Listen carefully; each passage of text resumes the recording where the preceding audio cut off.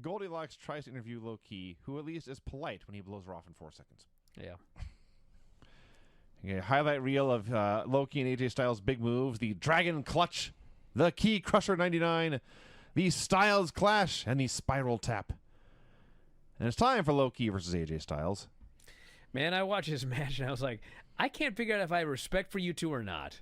Like, they worked so hard. They hit each other really hard. This total piece of shit show.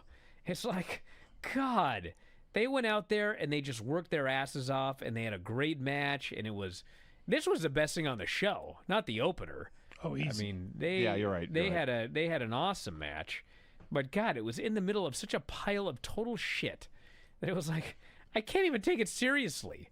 Like, how can you take this seriously after watching an hour what we just watched? You can't! There's that story, Buddy Wayne was on the ring apron and his partner went for the hot tag and he slapped his hand really hard and Buddy just looked at his hand and contemplated leaving the building. Yeah. Professional wrestling Yes, entirely.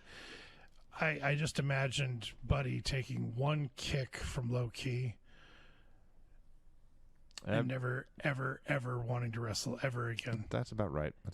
And AJ is no delicate flower either. Oh, has he not landed on anybody? God, not a delicate flower at all. Jiminy Christmas. So these two guys are beating the shit out of each other, and there's a disturbance in the crowd, and everyone is standing up and facing the other direction.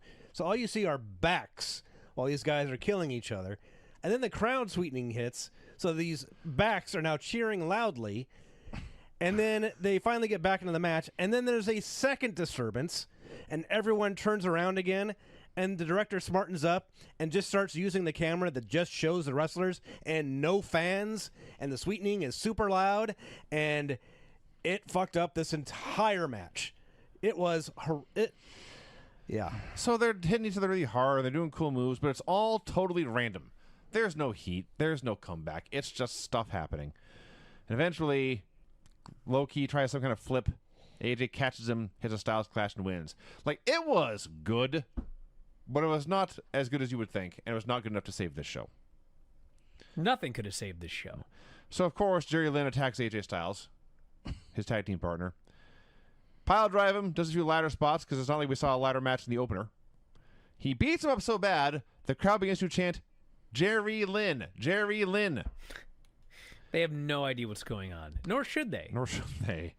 And they're asking, will this team last? Will they forfeit the tag titles? Will they last? They've already broken up. Well, they're still champions. I know that, but fuck. But Tenay asks, will they forfeit the tag titles? And Ed says, well, if you forfeit them now, you can get it back later. That sounds easy. Sure. And granted, in this tag division, me and Sean could probably win these belts.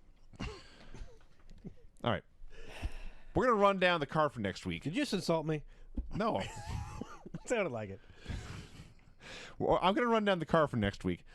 Before I do, I need to remind you, every show costs $10.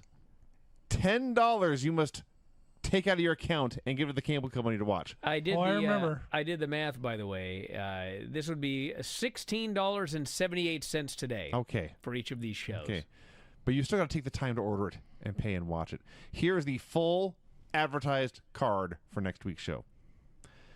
Sabu versus Ken Shamrock in a ladder match with submissions.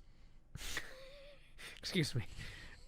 Ladder match with submission. Yes. Right. You can climb the ladder and win. Or you can just submit the other or person. you just choke him out. Okay, wow. Cool. And also, not making this up, we'll also have X Division competition as well.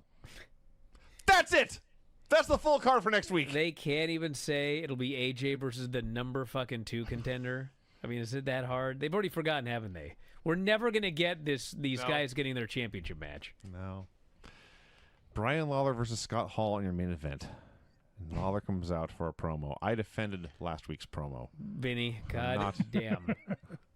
I'm not defending this one. The most horrible thing in this promo, the most amazingly, I can't even believe this occurred. So he's running down Jerry Lawler, and he's talking about how Jerry's had 3 wives or whatever. Everybody cheers.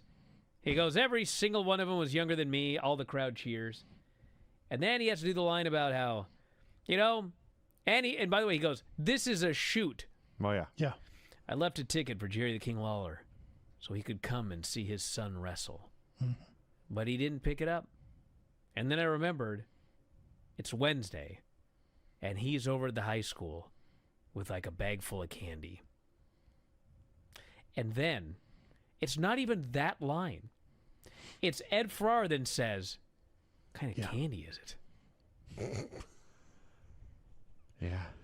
What kind of candy is he using when he goes to the high school on Wednesday night? Ed Ed's taking Ferraro notes. wants to know what kind of candy. I'm like, what in the fuck? Bro. Ed is making a trap. He's got a stick and a box, and he's going to put a candy there, and he's going to catch himself Jesus. a teenager. Essentially, yes, he called his dad a pedophile, and Ned Ferrara raised his hand and said, me too. Correct. Okay. So he continues. It says, I've got a story about Jerry Lawler, Jim Ross, and Vince McMahon. And then he is interrupted by Scott Hall's music. And the announcers are all, God damn it, I want to hear this fucking story. Fuck, the babyface is here. I want to hear what this heel was saying. God damn it. So Scott Hall comes out from the crowd, and he's behind Brian Lawler. And, okay, we can see this coming. Brian Lawler's going to run his mouth for 20 seconds. No. And he'll turn around and get punched, and we'll start. Bro, this quickly became the best thing on the show because I was fucking dying. I was like, who here hates Scott Hall? Like, this has to be a rib. Like, this poor fucker is standing behind him. And it's funny because, like, you know, Scott Hall, he stands and he kind of goes like, he kind of moves his feet. He's ready to strike for a He's minute. standing behind him like this. And he's standing behind him. And he's getting ready. And Lawler keeps talking. And so he's going like this. And he keeps doing it. Like, 5 fucking minutes. It was... And finally, he's just like, he just puts his hands down. And he just stands there. And he's behind the guy. And he's waiting. Legitimately 2 minutes before he gets in the, ring. Fucking damn it. I was dying. I was like, the funny thing was, it got funnier the longer it went. I disagree. I was like, are you going to do this for like 15 straight minutes here? Because there is 15 minutes left in this show. Like, are you ever going to fucking turn around? And finally turns around and he got hit. I was fuck. This show. So they're brawling on the floor. They're using fans' purses as weapons. It's all kicky punchy stuff. Lawler eventually gets slammed off the top, and Hall makes a very slow comeback, and then K-Crush attacks for a DQ. And excuse me, K-Crush hits the ring. It's not a DQ. Hall hits the outsider's edge on Lawler and wins in 8 minutes. The polite thing to say about this match is that it was adequate. So the healers are working over Scott Hall, and who should come out to lay down the law but Bullet Bob Armstrong? Because you know what this place needed? Another legend to be an authority figure. There's like 6 of them now. Scott Hall is stretchered out of the ring. The second stretcher job in the last hour, actually. And then, as he's being stretchered out, he is attacked by Jeff Jarrett, who is stuck back into the building. How has he stuck into the back of the building, you ask? Well, they explain. He dressed as a paramedic. So by putting on a different shirt... It was funny because he didn't look like a paramedic at all. Jeff Jarrett, who by this point had already been at multiple world champions and pay-per-view main events and all this, no one in his own company recognized him because he put a different shirt on, and he comes out and hits everyone with chairs. You know, I do got to say one positive about this, besides the comedy of Scott Hall standing there for 3 straight fucking minutes or whatever, is I will say that when Brian Christopher finally turned around and Scott Hall starts beating him, Brian Christopher's selling of this was so fucking great, including the spot where he took a big Scott Hall right hand and he leaped into the air to land back first on the top rope to do a flip bump to the fucking outside.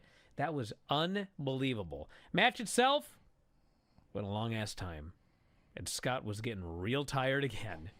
And he managed to survive, but it was it's just like, fuck, you know, they have this X division, but instead it's like, well, who's... And you know what's funny about it, too, is like, who gives a fuck who main events? There's no ratings. You either buy the show or you don't. So if your best match is the X division, why don't you put that fucking thing on last? Oh, because you have to shoot a Jeff Jarrett angle? Why does that have to be last? Like, it doesn't matter the order of this shit. You should at least put something good on at the end of the show. So the show goes up there and you're like, fuck, you know, that one's so bad. God damn, we saw AJ and Low-Key having a good match. Fuck. Instead, it's a long-ass Brian Christopher Scott Hall match. Scott Hall's exhausted. They do a bunch of shit. And then here comes Jeff Jarrett with a fucking chair. He's beaning everybody in the head. Unprotected chair shots to the head. He's fucking killing so many guys. The crowd starts cheering for him because he's like playing Steve Austin even though he's a heel. This show fucking blows. And you know what? It blew in 2002. And I remember I had all these people telling me that the show was great. They're doing great business. Meanwhile, they're going out of business. And then I don't know if it was like the first show. I'd have to go back to Figure Fours. But I said something like, there ain't no way that this place is lasting 3 months. There's no way. There is absolutely no way it's lasting 3 months. And, of course, it's still around today. But the key is that this version of TNA did not last 3 months. They were losing their ass. They were about to fucking fold.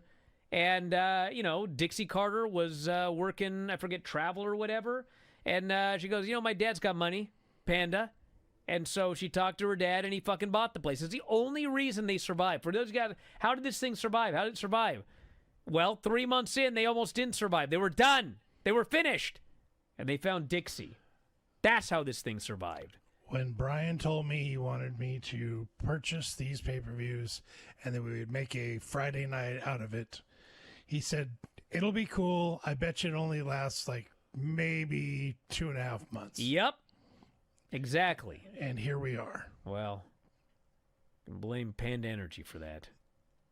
They needed some sort of write-off. Damn pandas. Yeah, these pandas have caused a lot of trouble in this wrestling industry, haven't they?